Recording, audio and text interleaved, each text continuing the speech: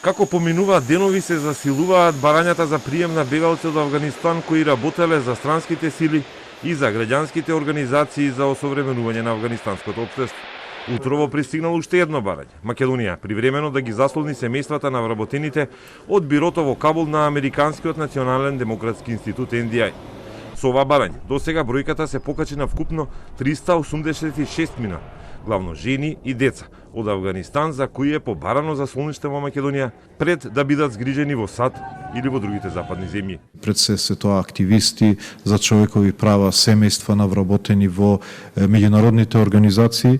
Пристигна исто така вчера и дополнителна листа од NDI, од Националниот демократски институт, кој список се обработува од страна на Министерството за надворешни работи, од страна на надлежните служби и ќе се постапи во нив. Како се даваат одобренијата, граѓаните можат да пристигнат, меѓутоа имајте предвид дека бројот на летови од Кабул е значително ограничен и од тука не можеме да кажеме кога точно тие цивили би пристигнале во државата. Но овој контролиран бран всушност неверојатно ќе биде загревање за нов огромен бран бегалци кои ќе тргнат кон Западна Европа или поради лоши животни услови или поради предвидениот ризик за живење во идниот талибански емират. Европските лидери ќе се договараат како да постапат и како да се подготват за евентуална бегалско-мигрантска криза. Откако Грција утрово соопшти дека нашиот јужен сосед нема да биде влезна порта кон Европа. Како што пренесе Мија, грчкиот министер за миграција и азил Нотис Митаракис побарал заедничко европско решение за кризата, која стигна многу побрзо поради брзиот распад на Авганистан пред талибанските напади.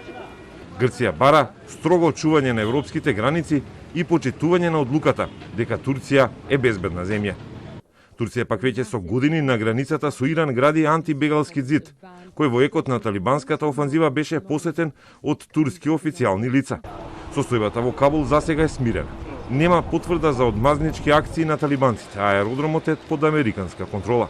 Тоа овозможи полесен проток на авиони, иако здравствената помош за Авганистан засега е во прекин, предупреди Светската здравствена организација. 3 групи македонски државјани утрово се евакуирани, едни во Катар, други во Дубај. Над 60 се веќе извлечени. Филма контактираше со македонец кој уште е во базата до аеродромот во Кабул, заедно со уште 10 своји колеги и чекаат излекување дури вечерва.